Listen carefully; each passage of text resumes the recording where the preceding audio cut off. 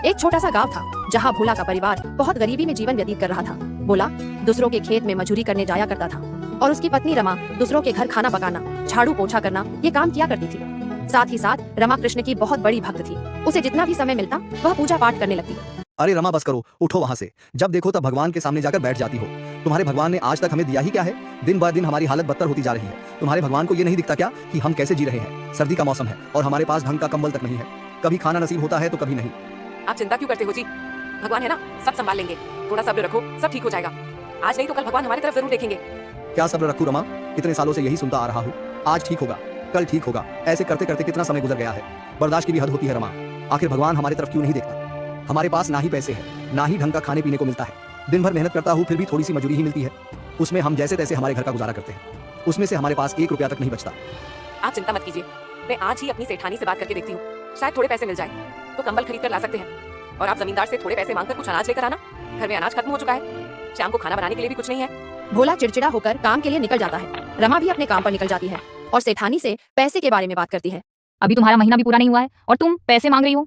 पैसे तो महीना पूरा होने के बाद ही मिलेंगे।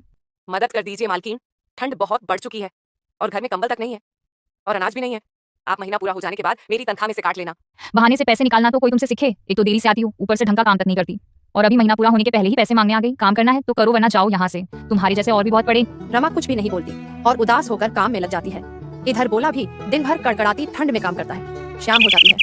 रमा जब घर जा रही होती है तब उसे रास्ते में मंदिर के बाहर एक बड़ा आदमी कंबल बांटते हुए दिखाई देता है। रमा उसे देख बहुत खुश हो जाती है और वह भी कंबल लेने चली जाती है और उसे कंबल मिल भी जाता है।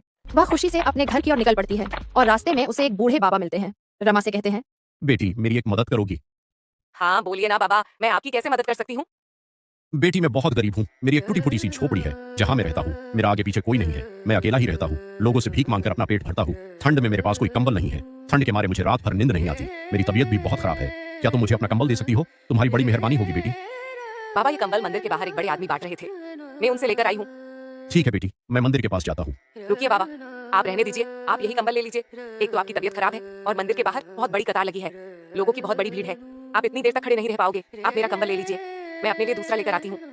तुम्हारा बहुत बहुत धन्यवाद बेटी, भगवान तुम्हें खुश रखे। इधर भोला अपने मालिक से बात करता है। मालिक को कुछ पैसे चाहिए थे। घर में अनाज बिल्कुल खत्म हो चुका है। यहाँ तक कि शाम के खाने के लिए भी कुछ नहीं है। आज घर में अनाज नहीं लेकर गया तो रात को भूखा ही सोना पड़ेगा। मदद कर दीजिए मालिक। ये तुम लोगों ने क्या नाटक लगा रखा है? कल माधव पैसे मांग रहा था, आज तुम मांग रहे हो।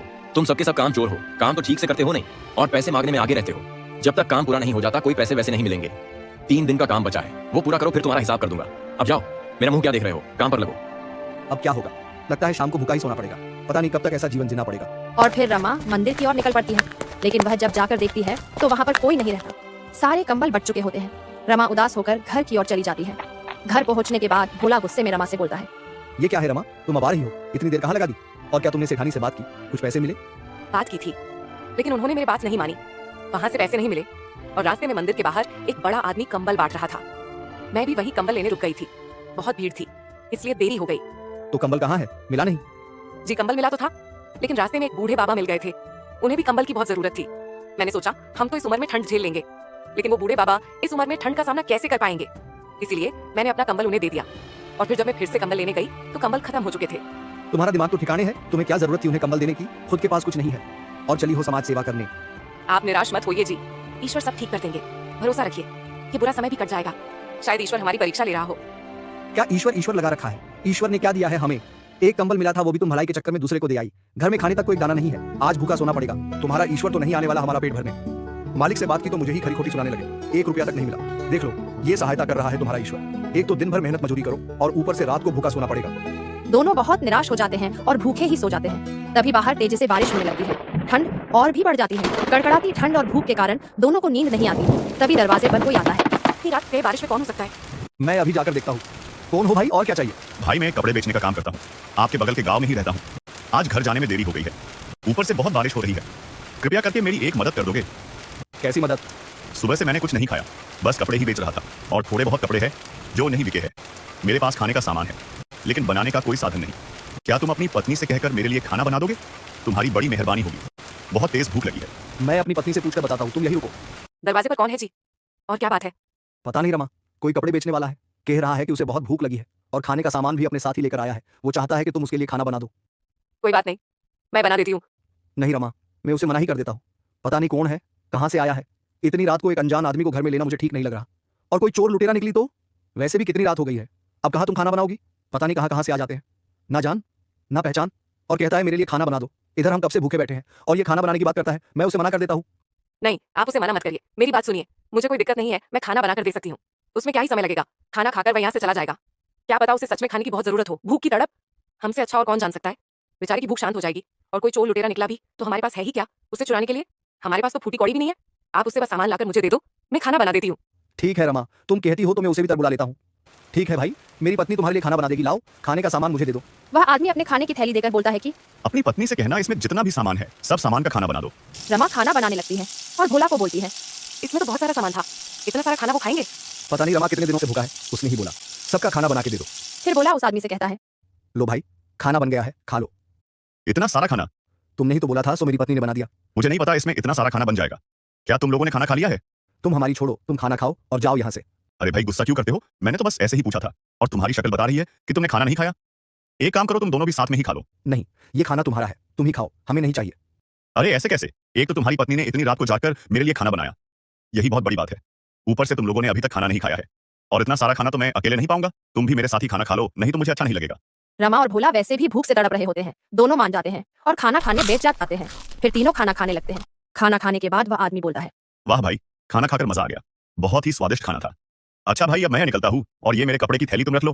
तुमने मेरे लिए खाना वो बना कर दिया है, इतना तो मैं तुम्हारे लिए कर ही सकता हूँ। वैसे भी ये कपड़े थोड़े बहुत भी गए हैं, अभी मेरे किसी काम की नहीं है, और बाहर बारिश भी हो रही है, अपने साथ लेकर नहीं जा सकता। तुम रख लो। भाई साहब, बाहर बहुत बारिश हो रही है, आप यही रुक जाइए। आपका बहुत बहुत शुक्रिया, लेकिन मुझे जाना पड़ेगा। मेरी पत्नी मेरा इंतजार कर रही होगी। अगर मैं घर नहीं पहुंचा तो बहुत चिंता में पड़ जाएगी। अब मैं चलता हूँ। वह आदमी चला जाता है। उसके जाने के बाद रमा उस कपड़े की थैली को खोल कर देखती है तो उसमें कुछ गर्म कपड़े और कंबल होते हैं। ये क्या, ये कैसे हो सकता है? इस कंबल में एक कंबल वही है जो मैंने उस दिन बूढ़े बाबा को दिया था। ये कैसे हो सकता है रमा?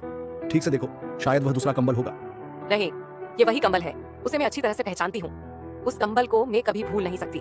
इसका मतलब ये आदमी जो हमारे घर आया था, ये कोई साधारण आदमी नहीं था, बस साक्षात भगवान थे जो हमारी मदद करने आए थे, जिन्होंने हमें खाना भी खिलाया और गर्म कपड़े भी देकर गए। और उस दिन मुझे जो बूढ़े बाबा मिले थे वह भी भगवान ही थे, जो मुझसे कंबल मांगकर मेरी परीक्षा लेने आए थे। ये मैंने क्या कर दिया? मेरे घर साक्षात भगवान आए थे और मैं पहचान ना सकी। तुम सही कह रही हो रमा, मुझसे से बहुत बड़ी भूल हो गई। मैंने तो उनसे ठीक से बात तक नहीं की। साक्षात भगवान मेरे घर आए थे और मैं उनके दर्शन भी ना कर सका।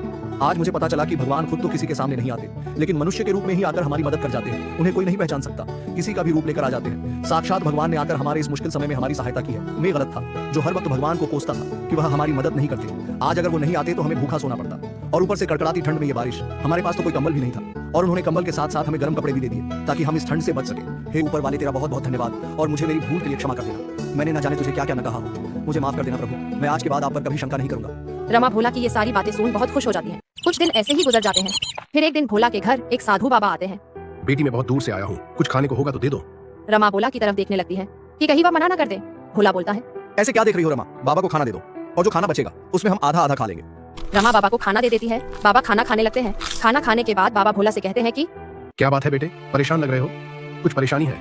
मुझे बताओ, मैं सहायता करूंगा। तुम ही आज तुम्हारे हिस्से का खाना मुझे दिया है और मेरी भूख को शांत किया है। तुम मुझे अपनी परेशानी बता सकते हो। मुझसे जो होगा मैं जरूर करूंगा।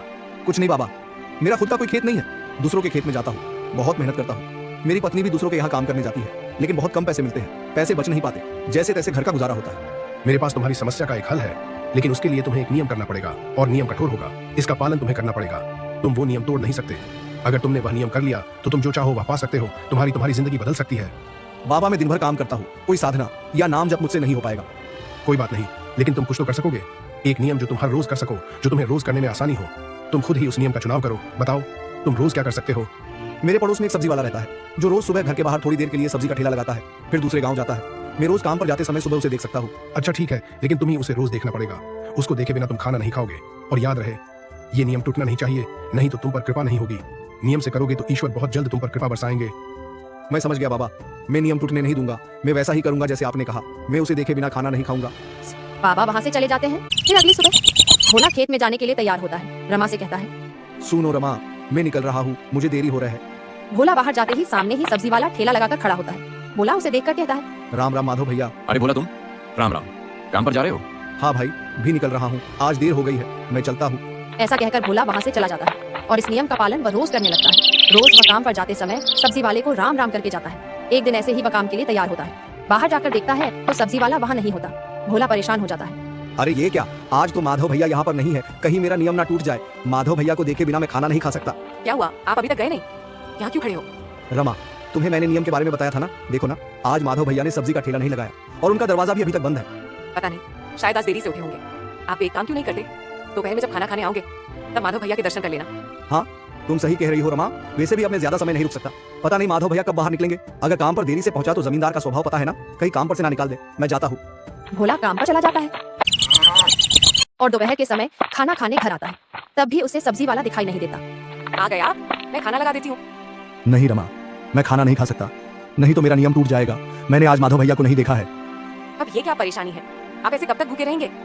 जब तक माधव भैया के दर्शन नहीं मिल जाते तब तक। रमा, मैं मेरा नियम नहीं तोड़ सकता, नहीं तो ईश्वर मुझसे रूठ जाएंगे, मुझ पर कृपा नहीं करेंगे। मैंने पहले तो कभी भगवान पर भरोसा नहीं किया, लेकिन अब मुझे मौका मिला है तो मैं नियम का पालन जरूर करूंगा, भले ही मुझे कितने भी देर तक भूखा क्यों ना रहना पड़े। मैं खाना नहीं खाऊंगा। रमा भी परेशान हो जाती है, सोचती है ये इन्होंने कैसा नियम बना लिया है। पता नहीं माधव भैया कब इनको देखेंगे और ये कब खाना खाएंगे। बेचारे कितने देर तक भूखे रहेंगे। सुबह से रात हो जाती है, लेकिन माधव का घर अभी भी बंद ही होता है। दोनों पति पत्नी परेशान हो जाते हैं। सुनिए जी, मैं कहती हूँ छोड़ दीजिए ये अजीब सा नियम, खाना खा लीजिए, नहीं तो आपको भूखे पेट नींद नहीं आएगी। नहीं रमा, मैं किसी भी हालत में अपना नियम नहीं तोड़ूंगा। तुम खाना खाकर सो जाओ। रमा भोला को बहुत समझाने की कोशिश करती है, लेकिन वह नहीं मानता और भूखे पेट ही सो जाता है। सुबह फिर वह काम के लिए तैयार होता है और बाहर जाकर देखता है तो माधव का ठेला नहीं होता, लेकिन माधव की पत्नी बाहर ही खड़ी होती है। भोला उनसे जाकर पूछता है, क्या बात है भाभी, माधव का ही दिखाई नहीं दे रहे, और कल भी आपका घर बंद ही था, आप कहीं बाहर गए थे? हाँ भैया, कल हमारे रिश्तेदार के यहाँ एक शादी पर गए थे। रात को देर से आए, इसीलिए सुबह जल्दी नींद नहीं खुली। अभी तक ठेला भी नहीं लगाया है, वो अभी खेत में सब्जी लाने थे। आपको उनसे कुछ काम था क्या? ऐसी कोई जरूरी बात नहीं है भाभी, मैं उनसे खेत में जाकर मिल लेता हूँ, मैं वही जा रहा हूँ। ऐसा कहकर भोला वहाँ से खेत की ओर निकल पड़ता है। तभी माधव को खेत में एक सोने का घड़ा मिलता है, जिसमें सोने चांदी के सिक्के और हीरे जवाहरात होते हैं। तभी भोला वहाँ पर पहुँच जाता है और माधव को आवाज लगाता है, अरे माधव भैया, राम राम, मैं चलता हूँ।